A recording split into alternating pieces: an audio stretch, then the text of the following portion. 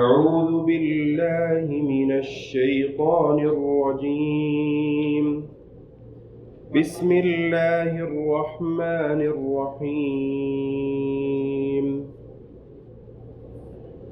ليس على الأعمى حرج ولا على الأعرج حرج ولا على المريض حرج ولا على أنفسكم أن تأكلوا من بيوتكم أو بيوت آبائكم أو بيوت أمهاتكم أو بيوت إخوانكم أو بيوت أخواتكم أو بيوت أعمامكم أو بيوت عماتكم أو بيوت أخوالكم أو بيوت خالاتكم أو ما ملكتم مفاتحه أو صديقكم.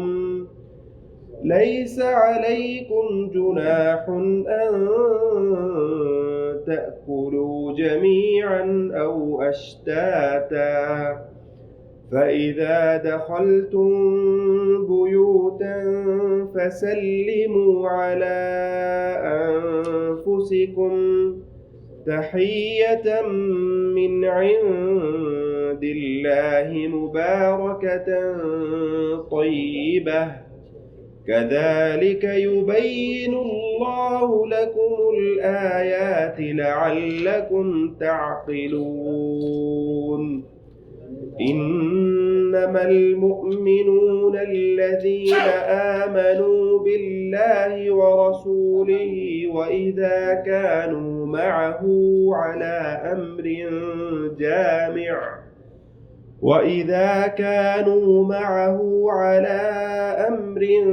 جامع لم يذهبوا حتى يستأذنوه. إن الذين يستأذنونك أولئك الذين يؤمنون بالله ورسوله، فإذا استأذنوك لبعض شأنهم فأذن لمن شئت منهم واستغفر لهم الله، إن الله غفور رحيم. لا تجعلوا دعاء الرسول بينكم كدعاء بعضكم بعضا، قد يعلم الله الذين يتسللون منكم لواذا، فليحذر الذين يخالفون عن أمره أن تصيبهم فتنة أو يصيبهم عذاب أليم. ألا إن لله ما في السماوات والأرض، قد يعلم ما أنتم عليه، ويوم يرجعون إليه فينبئهم بما عملوا، والله بكل شيء عليم. أعوذ بالله من الشيطان الرجيم. بسم الله الرحمن الرحیم. یہ سورہ نور ہے، جہاں سے سلسلہ متروک تھا، جہاں سے چھوڑا تھا ہم نے، وہیں سے شروع کر رہے ہیں۔ سورہ نور کی آیت نمبر 61 ہے یہ۔ یہاں سے آگے انشاءاللہ کوشش کریں گے آج سورہ نور مکمل ہو جائے۔ سب سے پہلے تو ہمیں اللہ تعالیٰ کا شکر گزار ہونا چاہیے، شکر کرنا چاہیے اللہ تعالیٰ کا۔ اللہ تعالیٰ نے دوبارہ ہمیں موقع دیا ہے، جو سلسلہ ہم نے شروع کیا ہے اسے مکمل کرنے کے لیے، اللہ تعالیٰ کا شکر ہے، اللہ تعالیٰ نے بہت مہربانی کی، اللہ تعالیٰ نے احسان فرمایا۔ جو یہاں پہ ہمیں مواقع حاصل ہیں سعودی عرب میں اللہ تعالیٰ نے دیے ہیں، یہ یوں سمجھیے کہ بہت ہی گولڈن چانس ہے۔ یہاں پہ ہند و پاک میں اپنے ملکوں میں چلے جائیں، وہاں نہ یہ ماحول میسر آتا ہے، نہ یہ مواقع میسر آتے ہیں۔ الحمدللہ وہاں جا کے اگرچہ جمعہ پڑھانے کے مواقع بھی ملتے ہیں، دروس کے مواقع بھی ملتے ہیں، لیکن یہاں جو تسلسل کے ساتھ ایک سٹنگ ہوتی ہے ہر ہفتے باقاعدگی کے ساتھ، یہ سلسلہ وہاں پہ میسر نہیں ہے۔ جب تک ہیں یہاں پہ اس موقع کو، اس وقت کو، اس زندگی کو غنیمت سمجھیں اور اللہ تعالیٰ کا بہت بڑا فضل اور احسان سمجھیں۔ جتنا بھی ہو سکتا ہے دین کا علم حاصل کریں، قرآن و حدیث کا علم حاصل کریں، اور کوشش کریں کہ ہم اپنے اعمال کو پہلے سے زیادہ بہتر بنا سکیں۔ سورہ نور یہ جو معاشرتی آداب اخلاقیات ہیں ان کے بارے میں بڑی اہمیت رکھتی ہے۔ پچھلا مضمون جو ہے سورہ نور کا وہ آپ کو ذہن میں تازہ کر لیجئے۔ اس کا جو شان نزول ہے وہ تو آپ کو معلوم ہے کہ حضرت عائشہ رضی اللہ تعالیٰ عنہا پہ جو بہتان لگایا گیا وہاں سے اس کی ابتدا ہوتی ہے۔ اس کے بعد پھر معاشرے میں جو بے حیائی اور گندگی اور غلاظت پھیلانے والے معاملات تھے ان کی روک تھام کے احکام دیے اللہ تعالیٰ نے، خاص طور پہ ستر کا، حجاب کا، نکاح کا۔ پھر جو مکس گیندرنگ ہے اسے روکنے کے لیے اللہ تعالیٰ نے استئذان کا حکم دیا کہ جس طرح پہلے تم اپنے گھروں میں آزادی سے آتے جاتے تھے، عورتیں اور مرد ملتے تھے آپس میں، یہ سلسلہ آئندہ سے ختم ہو جائے گا، اور اگر کسی نے کسی گھر میں جانا ہو تو پہلے اجازت لے، اجازت ملے تو اندر جائیں، اجازت نہ ملے تو نہ جائیں، جس کا مطلب یہ ہے کہ عورتوں مردوں کا جو مخلوط میل جول ہے وہ مکمل طور پہ ختم کرنا مطلوب ہے اس سے۔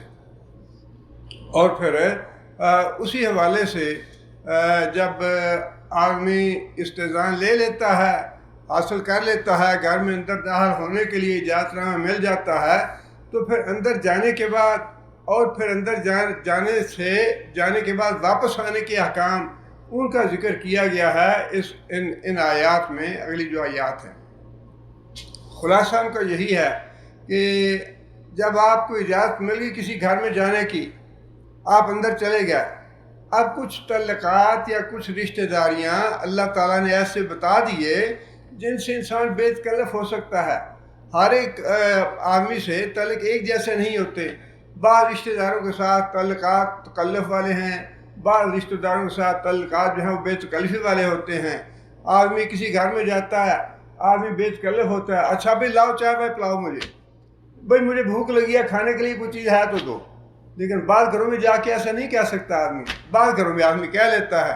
تو اللہ تعالیٰ نے وہ بھی بتا دیا کہ کون سے گھر ایسے ہیں، کون سے رشتے ایسے ہیں جہاں تم جا کے بے تکلف مانگ سکتے ہو، لے سکتے ہو۔ اچھا مجھے بھوک لگی ہے، میں چائے پینا چاہتا ہوں، مجھے فلاں چیز کی ضرورت ہے، وہ چیز مہیا کرو۔ بعض جگہ جو ہیں وہاں پہ آپ ایسی بات نہیں کہہ سکتے۔ تو وہ رشتے، وہ تعلقات اور وہ احباب جن سے یہ اس طرح کا معاملہ کیا جا سکتا ہے اللہ تعالیٰ نے ان کا ذکر کیا ہے۔ لیکن یہ سارا معاملہ جو ہے اجازت لینے کے بعد کا ہے۔ جب اجازت مل جاتی ہے، آپ گھر کے اندر چلے جاتے ہیں، تو پھر اس کے بعد آپ کہاں سے کہاں جا کے بے تکلف ہو کے کھانا مانگ سکتے ہیں، پانی پی سکتے ہیں، چائے مانگ سکتے ہیں، یا اپنی ضرورت کی کوئی بھی چیز ہے وہاں لے سکتے ہیں، وہ اللہ تعالیٰ نے بتا دیے۔ اللہ فرماتے ہیں کہ لیسا علی الاعمی حرج، پہلی بات تو جو معذور ہیں ان سے اللہ نے بات شروع کی کہ جو معاشرے کے اللہ تعالیٰ نے بڑا فضل اور بڑا انعام کیا ہے مسلم امت میں، ایسی چھوٹی چھوٹی باتیں اللہ نے بتائی ہیں اور ایسے چھوٹے چھوٹے احکام جو ہیں وعدے کیے ہیں، اللہ تعالیٰ نے رہنمائی کرنے میں کوئی کسر نہیں چھوڑی۔ جو معاشرے کے معذور لوگ ہیں ان سے ابتدا کی اللہ نے کہ جو تمہارے معاشرے میں اندھا آدمی ہے، لنگڑا آدمی ہے، لولا آدمی ہے، جو خود کمائی نہیں کر سکتے، معاشرے میں ان کی حیثیت کیا ہے، ان کے تعلقات یا ان کے معاملات کیسے ہونے چاہیے، ان کے بارے میں فرمایا کہ اگر جو کوئی معذور آدمی ہے، کمائی نہیں کر سکتا، اس کا یہ حق ہے ہر مسلمان گھرانے پہ کہ اگر اس کو بھوک لگی ہے تو کھانا کھلاؤ اس کو پیاس لگی ہے پانی پلاؤ اس کو بیمار ہے تو اس کی تیمارداری کرو، اس کے علاج کا انتظام کرو۔ یہ چیزیں جو ہیں اللہ تعالیٰ نے جو معاشرے میں آپس میں برتاؤ کے آداب اور اخلاق بتائے ہیں، ابتدا ہی معذور لوگوں سے کی ہے۔ جو اچھے بلے ہیں ان کا معاملہ بعد میں ہے۔ فرمایا کہ لیسا علی الاعمی حرج ولا علی الاعرج حرج ولا علی المریض حرج، ان آدمیوں پہ، اندھے پہ، لنگڑے پہ اور مریض پہ بالکل کوئی تنگی کی بات نہیں ہے کہ وہ جہاں چاہیں جس گھر میں جائیں جا کے دستک دیں، بھائی مجھے کھانا چاہیے۔ اور مسلمان آدمی پہ حق ہے کہ وہ اس کی ضرورت کو پورا کرے، کھانا کھلائے، چائے پلائے، بیمار ہے اس کے دوائی کا بندوبست کرے، یا اس کو آرام کی ضرورت ہے اس کو آرام مہیا کرے۔ لیسا علی الاعمی حرج ولا علی الاعمی حرج ولا علی الاعرج حرج ولا علی المریض حرج، ان آدمیوں پہ قطعاً کوئی حکم نہیں ہے، پابندی نہیں ہے ان پہ، یہ جہاں کہیں بھی جائیں ان کے ساتھ اچھا سلوک کرو، ان کی ضرورت پوری کرو۔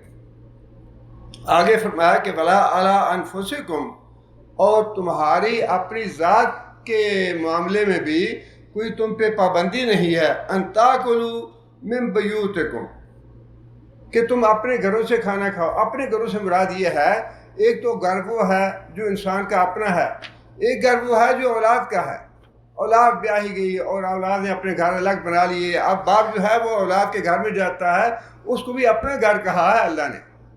اولاد اگر اپنے باپ کے گھر میں آتی ہے وہ بھی اس کا اپنا گھر ہے۔ اگر انسان اپنی اولاد کے گھر میں جاتا ہے وہاں اس کو کوئی پابندی نہیں، بے تکلف ہو کے بھائی مجھے بھوک لگی ہے کھانا کھلاؤ، مجھے میری ضرورت کی فلاں چیز ہے مجھے مہیا کرو، مجھے چائے بنا کے دو، مجھے فلاں چیز لا کے دو۔ باپ جو ہے اس پہ کوئی تنگی نہیں، کوئی حرج نہیں، کوئی اس پہ پابند، اس بات کا اللہ تعالیٰ کی طرف سے کوئی اس پہ مواخذہ نہیں ہے۔ وہ اپنے اولاد کے گھر میں جا کے جو کچھ لینا چاہتا ہے، مانگنا چاہتا ہے، ضرورت پوری کرنا چاہتا ہے، پوری کر سکتا ہے۔ اسی طرح اولاد بھی اپنے باپ کے گھر میں جا کے، وہ اس کا اپنا گھر ہے۔ ان تاکلوا من بیوتکم، بات تو کھانے کی ہے، کھانے کی کہ اندھا ہو، لنگڑا ہو، مریض ہو، اس کے کھانے کا معاملہ یہ ہے کہ کھلاؤ اس کو، جہاں کہیں بھی ہے، جس گھر میں ضرورت دستک دے دیتا ہے اس گھر والوں کو چاہیے کہ وہ ان کی جو ضرورت ہے وہ پوری کریں۔ اسی طرح بتا دیا کہ اب آپ کے اپنے جو گھر ہیں ان میں بھی کوئی پابندی کی بات نہیں، کوئی تکلف والی بات نہیں ہے، وہاں بھی آپ جا کے جو مانگنا چاہتے ہیں مانگ سکتے ہیں۔ آگے فرمایا کہ او بیوت آبائکم، تمہارے باپوں کے گھر میں، او بیوت امہاتکم، یا تمہاری اپنی مائیں۔ ماں کا مطلب یہ ہے ایک تو حقیقی ماں ہو سکتی ہے اور ایک سوتیلی ماں بھی ہو سکتی ہے، دونوں کا درجہ برابر ہے شریعت میں۔ اگر سوتیلی ماں ہے اس کے گھر میں بھی آپ جا کے بے تکلفی کے ساتھ جو بھی کھانا چاہتے ہیں، جو بھی آپ کی ضرورت ہے وہ پیش کر سکتے ہیں۔ یہ اللہ تعالیٰ نے آداب سکھائے ہیں، اخلاق سکھایا ہے کہ معاشرے میں ایک دوسرے کے ساتھ مل جل کے کس طرح رہنا چاہیے، کن چیزوں کی اجازت ہے، کن چیزوں کی اجازت نہیں ہے۔ آگے فرمایا کہ او بیوت اخوانکم، اپنے جو ہمارے بھائی ہیں، حقیقی بھائی یہاں مراد ہیں، جو آپ کے حقیقی بھائی ہیں ان گھروں میں بھی۔ اب یہ آپ ذہن میں رکھیے کہ یہ جو اللہ تعالیٰ نے باتیں بتائی ہیں نا، ان سے یہ پتہ چلتا ہے کہ ان رشتوں سے بگاڑنے کا کوئی جواز نہیں شریعت میں، بھائیوں سے بگاڑ کی کوئی راہ نہیں ہے، کوئی گنجائش نہیں کہ بھائیوں سے بگڑی ہو کہ نہیں بھائی کے گھر میں نہیں جاتا، میں کبھی نہیں گیا اپنے بھائی کے گھر میں۔ بھائی کا گھر تو وہ ہے جس میں اللہ نے اجازت دی ہے کہ جو مرضی جا کے وہاں سے مانگ لو۔ آگے فرمایا کہ او بیوت اخواتکم، اپنی بہنوں کے گھر میں بھی جا کے جو حقیقی بہنیں ہیں ان سے بھی تمہارے تعلقات ایسے ہونے چاہیے۔ کوئی یہ نہ کہے نہیں میں تو بہن کے گھر نہیں جانا، میرا تو بہن سے بول چال نہیں ہے۔ یہ چیزیں جو ہیں نا یہ ساری ان آیات کے اندر موجود ہیں۔ یہ جو رشتے ہیں تمہارے ان کے ساتھ جا کے تم بے تکلفی ساتھ، بے تکلف ساتھ بھی وہیں ہوتا ہے جہاں اچھی تعلقات ہوں، اچھی خواہشات ہوں، اچھے معاملات ہوں۔ جہاں معاملات بگڑے ہوں وہاں تو جاتا نہیں آدمی۔ وہاں تو جا کے آدمی تکلف کرتا ہے بہت، نہیں جی نہیں مجھے بھوک نہیں ہے، نہیں جی نہیں مجھے ضرورت نہیں ہے. لیکن یہ وہ رشتے ہیں جن کے ساتھ بگاڑ کی گنجائش نہیں ہے، جن کے ساتھ بنا کے رکھنی ہے. یہ اپنے گھر ہیں، اپنے رشتے دار ہیں. یہ آداب اور اخلاق ہیں جو قرآن نے سکھائے ہیں. آگے فرمایا کہ او بیوت اعمامکم، یا تمہارے چچا کا گھر ہے. چچا کو فرمایا کہ چچا تمہارے باپ کے برابر ہے. چچا جو ہے باپ کے برابر ہے. چچا سے بھی بگاڑ کی کوئی گنجائش نہیں ہے شریعت میں. ادب اور احترام ویسا ہی ہے چچا کے لیے جیسا اپنے باپ کے لیے. فرمایا کہ او بیوت اماتکم، اور تمہاری پھپھیوں کے گھر. دیکھیں اللہ تعالیٰ مہربانی کرے کتنے ہم بے نصیب ہیں جو قرآن نہیں پڑھتے یا قرآن پہ غور نہیں کرتے. کس طرح اللہ تعالیٰ نے ایک ایک رشتے کی وضاحت کی ہے. ویسے بھی اللہ کہہ سکتے تھے نا جو تمہارے قریبی رشتہ دار ہیں جا کے ان سے کھانا مانگ لو، وہاں جا کے جو چیز ضرورت تمہاری حاجت ہے پوری کر لو. لیکن اللہ تعالیٰ نے کس طرح ایک ایک رشتے کا نام لیا ہے. تمہارے چچاؤں کے گھر، چچا کے ساتھ بھی تمہارا معاملہ ایسا ہونا چاہیے ادب اور احترام کا اور اچھے تعلقات کا کہ وہاں جا کے بھی تم اپنے گھر کی طرح محسوس کرو آرام. پھپھی کا گھر بھی تمہارے اپنے گھر کی طرح ہونا چاہیے. پھپھی سے بھی کوئی بگاڑ کی گنجائش نہیں ہے. آگے فرمایا کہ او بیوت اخوالکم، تمہارے ماموں کے گھر ہوں. ماموں کا گھر جو ہے وہ بھی اپنے گھروں میں شمار ہوتا ہے. ماموں کے گھر کے ساتھ بھی تعلقات ایسے ہونے چاہیے کہ جو کچھ جا کے تمہاری ضرورت ہے بلا تکلف وہ پوری کرو، کہہ سکو، اور وہ گھر والے تمہاری ضرورت پوری کریں. او بیوت خالاتکم، اور تمہاری خالائیں جو ماں کی بہن ہے. کتنی اللہ تعالیٰ نے چھوٹے چھوٹے جو باتیں ہیں ان کو بھی واضح فرمایا ہے کہ یہ گھر. پہلے تو پابندیاں بھی لگائیں کہ گھروں میں داخل نہیں ہو سکتے. جو غیر محرم مرد اور عورت ہیں آپس میں مل نہیں سکتے، وہ بغیر اجازت کے گھروں میں داخل نہیں ہو سکتے جب تک اذن نہ لے لیں. اور کوئی غیر محرم مرد اور عورت اکٹھے نہ ہو آپس میں. شیطان ان کے بیچ تیسرا ہوتا ہے. جہاں پابندیاں تھیں وہاں پابندیاں بھی سخت کیں، اور جہاں اجازت تھی وہاں بھی ایک ایک کا نام لے کے بتا دیا کہ یہ رشتے ہیں جہاں پہ تم بے تکلف جا سکتے ہو، مل جو سکتے ہو، کھا پی سکتے ہو، اس کے علاوہ نہیں کہیں. نام گنوا دیے سارے. آگے فرمایا کہ او ما ملکتم مفاتحہ، یا پھر تمہارے وہ ملازم یا دوست احباب جن کو تم نے اپنے گھر کی چابیاں دے رکھی ہوں. اس کا پس منظر تو یہ ہے کہ صحابہ کرام جب جہاد پہ جاتے تھے تو پھر جو معذور لوگ ہوتے تھے ان کو اپنے گھر کی چابیاں دے دیتے کہ اچھا بھائی میرا گھر ہے یہ، تم اس گھر میں رہو جب تک میں واپس نہیں آتا، اور جس چیز کی تمہیں حاجت ہو، ضرورت ہو، تم کھاؤ پیو، تمہیں اجازت ہے. اسی طرح مثال کے طور پہ آپ کا ملازم ہے، آپ کو بڑا اعتبار ہے اس پہ، آپ نے اپنے باغ کا، اپنی دکان کا، اپنے سٹور کا چابی دے دی اس کو اور بتا دیا اچھا بھی تمہیں اجازت ہے کہ اس مکان میں یا باغ میں یا دکان میں کوئی کھانے پینے کی چیز ہے، تمہیں ضرورت محسوس ہو تو تم کھا پی سکتے ہو. تو فرمایا کہ وہ تمہارے دوست اور احباب جن کو تم نے چابی دے رکھی ہے اپنے گھر کی، دکان کی یا سٹور کی یا ورکشاپ کی یا کسی بھی جگہ کی، اور وہاں پہ اس کو جو ضرورت محسوس ہوتی ہے، چائے بنا کے پینی ہے، کھانا گرم کرنا ہے، کھانا تیار کرنا ہے، کھانا پینا ہے، جو بھی ہے، کوئی پھل فروٹ پڑا ہے، تو فرمایا کہ اس کی اجازت ہے اس کو کہ وہ کھا پی سکے. اجازت کا مطلب یہ ہے کہ گھر والے کا اتنا اعتماد ہو، مالک کا اتنا اعتماد ہو کہ یہ وفادار ہے اور یہ میرا کوئی نقصان نہیں کرے گا. اور آگے فرمایا او صدیقکم، یا پھر تمہارے ایسے دوست اور احباب جن کے ساتھ تمہاری بے تکلفی کے معاملات ہوں، ان کے گھروں میں بھی اگر جاؤ تو وہاں بھی جا کے تم مانگ سکتے ہو اچھا بھی مجھے بھوک لگی ہے، کھانا کھلاؤ، میں چائے پینا چاہتا ہوں، یا مجھے فلاں چیز کی ضرورت ہے. اپنے دوست احباب ہیں، اور وہ نبی صلی اللہ علیہ وسلم نے فرما دیا کہ تمہارے گھر میں نیک اور متقی آدمی کے علاوہ کسی کو داخل نہیں ہونا چاہیے. یہ نیک اور متقی دوست کی بات ہے. نیک اور متقی دوست تمہارے گھر میں داخل ہوتا ہے تو وہ بلا تکلف آپ سے پانی مانگ سکتا ہے, کھانا پینا مانگ سکتا ہے, چائے وائے یا کوئی اور اپنی ضرورت کی چیز جو ہے وہ مانگ سکتا ہے. یہ سارے نام اللہ تعالیٰ نے گنوا دیے, جس کا مطلب یہ ہے آپ اندازہ کیجئے ایک آدمی ہے, اس کے ان سارے رشتوں کے ساتھ بڑے اچھے تعلقات ہیں, اپنے دوستوں کے ساتھ بھی, اپنے ملازموں کے ساتھ بھی, اور اپنے سارے رشتہ داروں کے ساتھ بھی. ایسے آدمی کے بارے میں آپ کیا کہیں گے؟ یار یہ تو بڑا اچھا آدمی ہے. یہی تو اللہ چاہتے ہیں.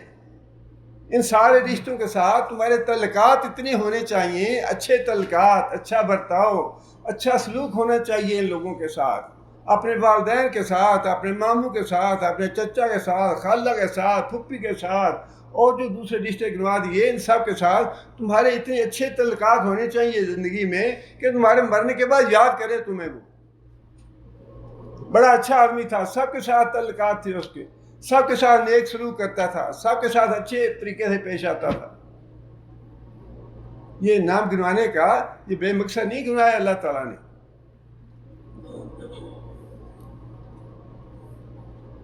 آگے پھر کھانے کے بارے میں بعض روایات تھی عربوں کی. بعض عرب جو تھے وہ کھانا الگ الگ کھانا اچھا سمجھتے تھے, بعض لوگ جو ہیں وہ الگ الگ کھانا برا سمجھتے تھے. اللہ تعالیٰ نے اس کے بارے میں یہ بات ارشاد فرما دی کہ اگر تم اکٹھے کھاؤ تب بھی کوئی حرج کی بات نہیں, اگر تم الگ الگ کھانا کھاؤ تب بھی کوئی حرج کی بات نہیں. بات یہ ہے کہ شریعت نے جتنی گنجائش ہو سکتی تھی نا پرانے رسم و رواج میں, جن میں کوئی قباحت اور عیب والی بات نہیں تھی, اس کو ایز اٹ از رکھا ہے. اس کو اللہ تعالیٰ نے یہ جو زیادہ ہوتا ہے نا کانٹ شانٹ کرنی, زیادہ روک ٹوک کرنی, جہاں ضرورت تھی روک ٹوک کی وہ کی اللہ تعالیٰ نے, جہاں ضرورت نہیں تھی اس کو باہر رکھا, ویسے ہی رکھا تاکہ لوگوں میں مثال کے طور پہ سب سے بڑا اعتراض کیا جاتا ہے غلامی کے بارے میں. اچھا یہ غلاموں کو اگر اسلام نے اتنا برا سمجھا ہے تو غلامی کو ختم کیوں نہیں کر دیا؟ بہت بڑا اعتراض ہوتا ہے کافروں کی طرف سے بھی, غیر مسلموں کی طرف سے بھی, اور بعض مسلمان جو ہیں وہ بھی یہ بڑے اعتراض کرتے ہیں. اچھا یہ غلامی جو ہے ویسے تو بڑا غلاموں کے ساتھ احسان کرنے کا حکم دیا اور ہر بات پہ اچھا ہی غلام آزاد کرو, غلام آزاد کرو, غلام, تو غلامی کو ختم کیوں نہیں کر دی؟ اب بات یہ ہے کہ اگر انسان جو موجودہ حالات ہیں نا, زمینی حقائق جنہیں ہم کہتے ہیں, ان کو سامنے رکھے تو بات بڑی جلدی سمجھ آ جاتی ہے. اب آپ انداز لگائیے کہ یہاں پہ کفالت کا نظام ہے, کفالت کے بغیر کوئی آدمی آ نہیں سکتا, اور بعض اوقات کفیل جو ہیں وہ بڑی سختی بھی کرتے ہیں, بعض اوقات بڑا ناروا سلوک بھی کرتے ہیں, زیادتی بھی کرتے ہیں, سب کچھ ہوتا ہے. اور علماء یہاں کے وہ بڑا اس کو حوصلہ شکنی بھی کرتے ہیں, اور وہ کہتے ہیں کہ یہ جو کفیل ایسا کرتے ہیں یہ غلط ہے, ایسا نہیں ہونا چاہیے. باقی بعض کفالت کے بارے میں بھی وہ کہتے ہیں کہ یہ بھی ناجائز ہے. ساری باتیں ہیں, لیکن اگر کوئی آدمی یہ کہے ٹھیک ہے جی کفالت بہت بری چیز ہے, حکومت ایک اعلان کر کے اس کو ختم کیوں نہیں کرتی؟ حکومت کر تو سکتی ہے لیکن حکومت کے خلاف پورا ملک اٹھ کھڑا ہو. بات اپنی جگہ پہ صحیح ہے کہ ہم تو یہ کہیں گے کہ اچھی بات یہ ہے کہ کفالتیں ختم کر دے حکومت, لیکن حکومت نے بھی تو یہ دیکھنا ہے کہ ہم نے اپنا ملک چلانا ہے. اگر وہ کفالتیں ختم کرتے ہیں تو پورے ملک میں ترسلاٹ آ جائے گی, نہیں کر حکومت چاہتے ہوئے بھی نہیں کر سکے گی. اس لیے بالکل معاملہ یہی ہے غلامی کا بھی. غلامی جو ہے حوصلہ شکنی کی اسلام نے, اس کو اچھا نہیں سمجھا. جو غلاموں پہ زیادتی اور ظلم کرتے تھے روکا نبی صلی اللہ علیہ وسلم نے, لیکن اگر پورے اس وقت خطہ عرب میں غلامی کو ختم کرنے کا حکم دے دیا جاتا تو اسلام کے خلاف ایک پورا جو ہے شدید رد عمل آتا. جو اسلام قبول کرنے والے تھے وہ بھی دور ہو جاتے. اس لیے اللہ تعالیٰ نے بڑی حکمتیں رکھی ہیں. جو چیزیں رکھنے والی تھیں ان کو بعد نخواستہ ہی, لیکن ان کو باقی رکھا, ان کو چھیڑا نہیں تاکہ اسلام کے خلاف رد عمل پیدا نہ ہو. اسی طرح جو چیزیں عام معاشرے میں تھیں، رائج تھیں، جن میں کوئی قباحت یا عیب نہیں تھا، ان کو اللہ تعالیٰ نے ویسے ہی رکھا ہے۔ اللہ تعالیٰ نے فرما دیا بھائی جو اکٹھے کھانا چاہتے ہیں اکٹھے کھا لیں، جو اکٹھے نہیں کھانا چاہتے ہیں، الگ الگ کھانا چاہتے ہیں، الگ الگ کھا لو، اس میں کوئی حرج کی بات نہیں، پابندی نہیں لگائی۔ اگرچہ نبی صلی اللہ علیہ وسلم نے یہ بات فرمائی ہے کہ اکٹھے بیٹھ کے کھاؤ ایک برتن میں تو اس میں برکت ہے۔ صحابہ کرام نے عرض کیا یا رسول اللہ ہم کھانا کھاتے ہیں پیٹ بھرتا نہیں ہے، فرمایا کہ شاید تم الگ الگ کھاتے ہو، ایک جگہ اکٹھے کھاؤ نا ایک برتن میں اور بسم اللہ پڑھ کے کھاؤ تو اللہ تعالیٰ تمہارے کھانے میں برکت ڈال دے گا، تمہارا پیٹ بھی بھر جائے گا۔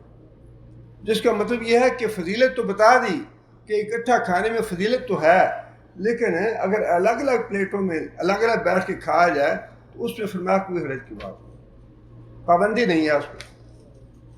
فرمایا کہ لیسا علیکم جناح، تمہارے اوپر کوئی پابندی نہیں، ان تاکلوا جمیعا، تم سارے مل کے اکٹھے کھاؤ، او اشتاتن، یا الگ الگ کھاؤ، دونوں طرح جائز ہے۔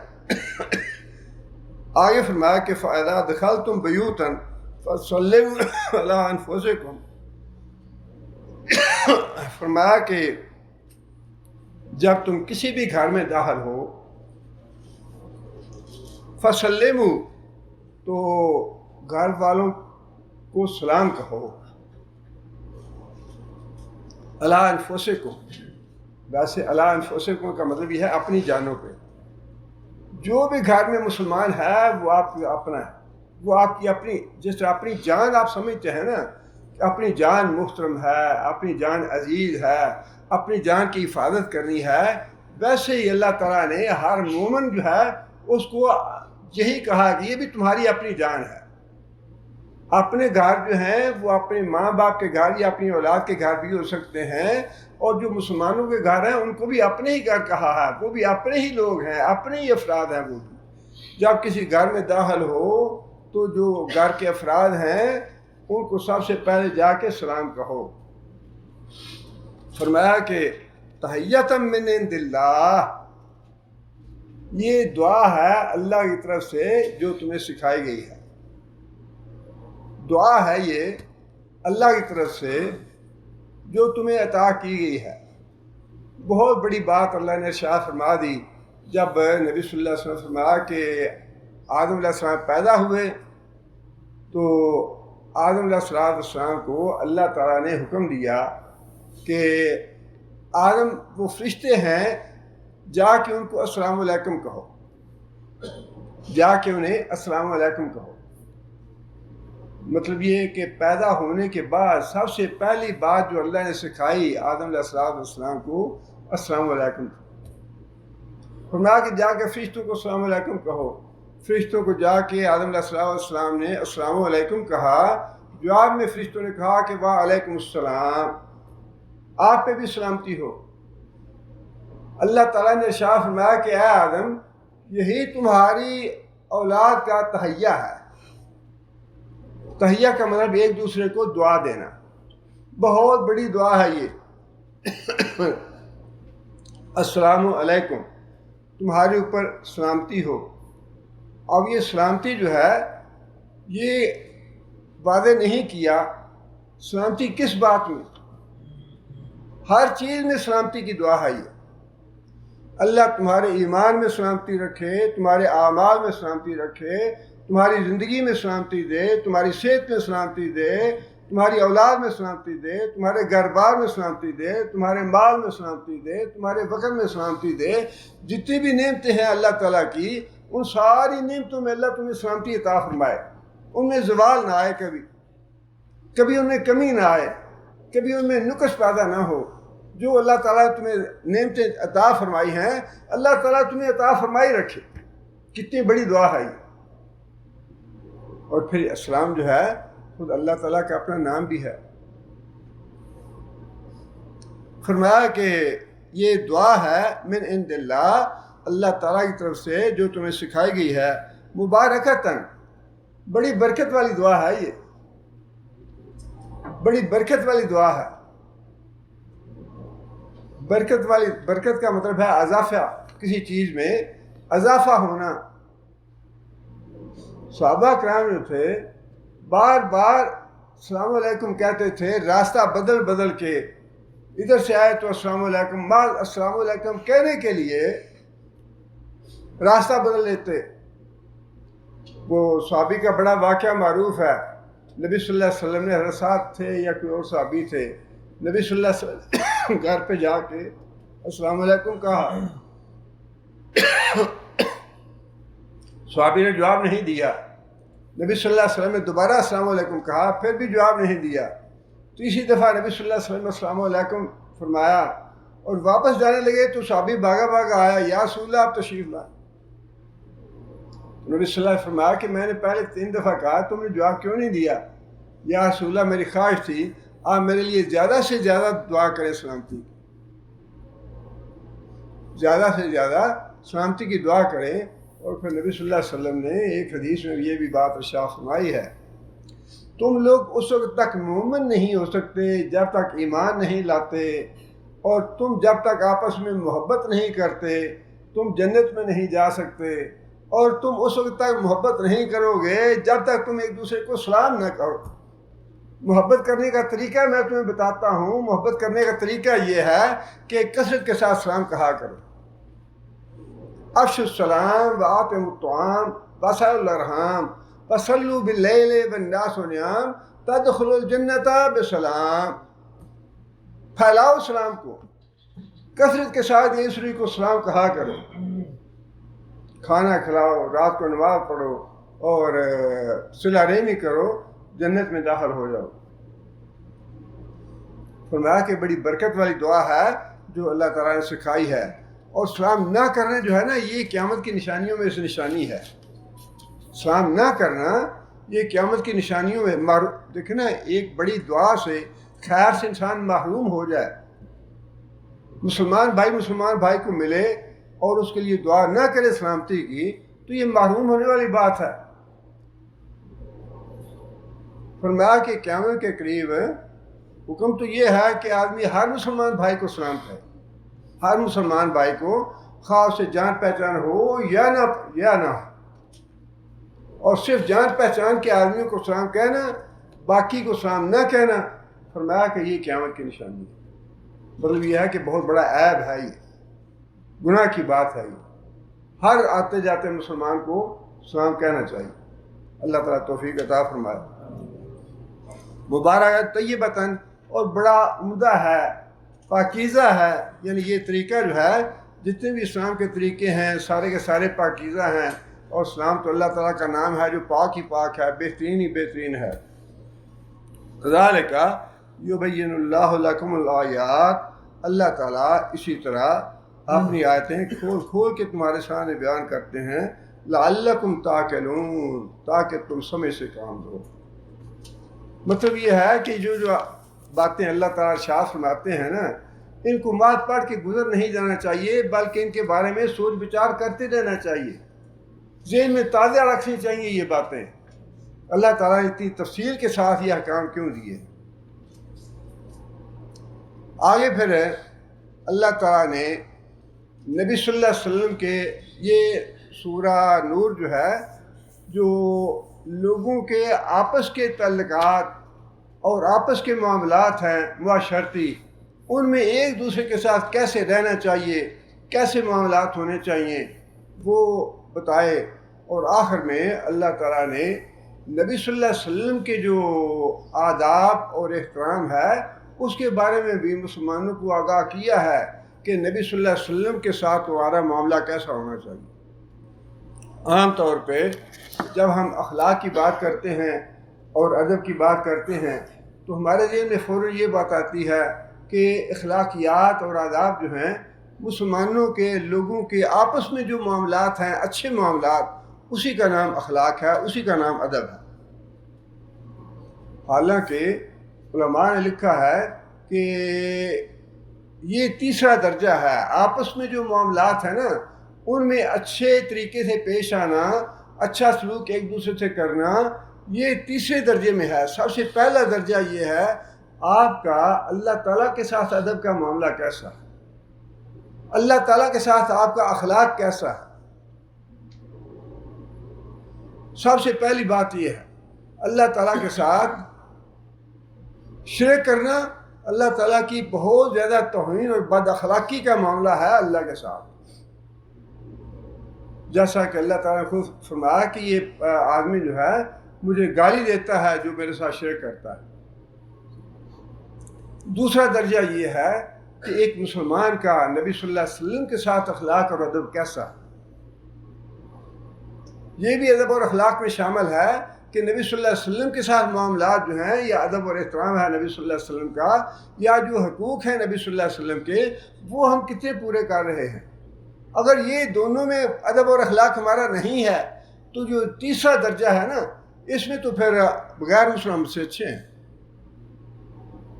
اور یہی تو رونا ہے جو باہر جاتے ہیں نا یورپ میں جاتے ہیں جی وہ ان کا اخلاق بڑا اچھا ہے, مسکرا کے بات کرتے ہیں, بڑے اچھے طریقے سے انٹرٹین کرتے ہیں, بڑی اچھی طرح سے بات کرتے ہیں, سچ بولتے ہیں, بڑے محنتی ہیں, بڑا یہ بڑا وہ یہ تیسرے درجے کی بات ہے. جو اوپر والے دو درجے ہیں وہ تو کسی کے ذہن میں نہیں ہیں, حالانکہ وہی اہم ترین ہیں. اگر اللہ کے ساتھ اخلاق کا معاملہ ٹھیک نہیں ہے اور اللہ تعالیٰ کا ادب جو ہے وہ ٹھیک نہیں ہے تو جو معاملات لوگوں کے ساتھ ہیں وہ تو بعد کی بات ہے, ان کی کوئی قیمت نہیں رہ جاتی.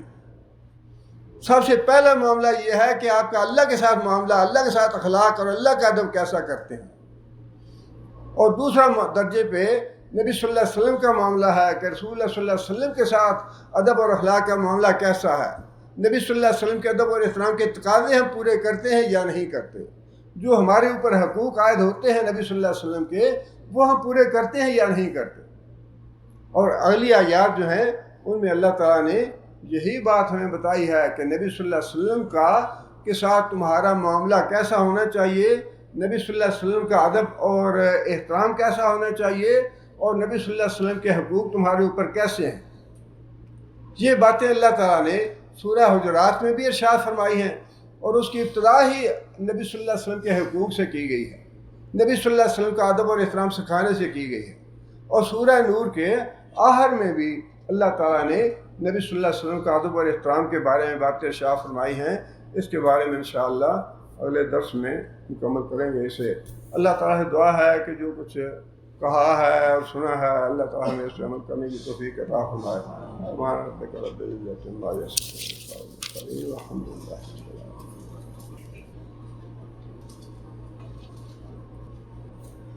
أعوذ بالله من الشيطان الرجيم. بسم الله الرحمن الرحيم. ليس على الأعمى حرج ولا على العرج حرج ولا على المريض حرج ولا على أنفسكم أن تأكلوا من بيوتكم أو بيوت آبائكم أو بيوت أمهاتكم أو بيوت إخوانكم أو بيوت أخواتكم أو بيوت عمامكم أو بيوت عماتكم أو بيوت أخوالكم أو بيوت خالاتكم أو ما ملكت مفاتحه أو صديقكم. ليس عليكم جناح أن تأكلوا جميعا أو أشتاتا. وإذا دخلتم بيوتا فسلموا على أنفسهم فسلموا على أنفسكم تحية من عند الله مباركة طيبة. كذلك يبين الله لكم الآيات لعلكم تعقلون.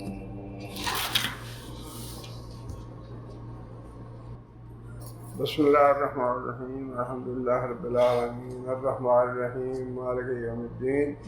إياك نعبد وإياك نستعين. اهدنا الصراط المستقيم صراط الذين أنعمت عليهم غير المغضوب عليهم ولا الضالين. اللهم صل على محمد وعلى آل محمد كما صليت على إبراهيم وعلى آل إبراهيم إنك حميد مجيد. اللهم بارك على محمد وعلى آل محمد كما باركت على إبراهيم وعلى آل إبراهيم إنك حميد مجيد.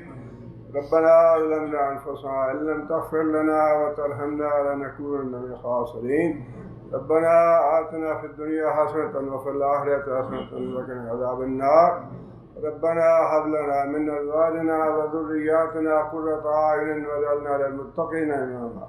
ربنا اصرف عنا عذاب جهنم إن عذابها كان غراما إنها ساءت مستقرا ومقاما. اللهم أعز الإسلام والمسلمين. اللهم أعز الإسلام والمسلمين. اللهم أذل الشرك والمشركين. اللهم دمر أعداء الدين. اللهم نبر قلوبنا بنور الإيمان. اللهم ثبتنا على الإسلام. اللهم اغفر لجميع المؤمنين والمؤمنات الأحياء منهم والأموات. ربنا تقبل منا إنك أنت السميع العليم وتب علينا إنك أنت التواب الرحيم. سبحان ربك رب العزة عما يصفون وسلام على المرسلين والحمد لله رب العالمين. सारे भाइयों को अस्सलाम वालेकुम व रहमतुल्लाह।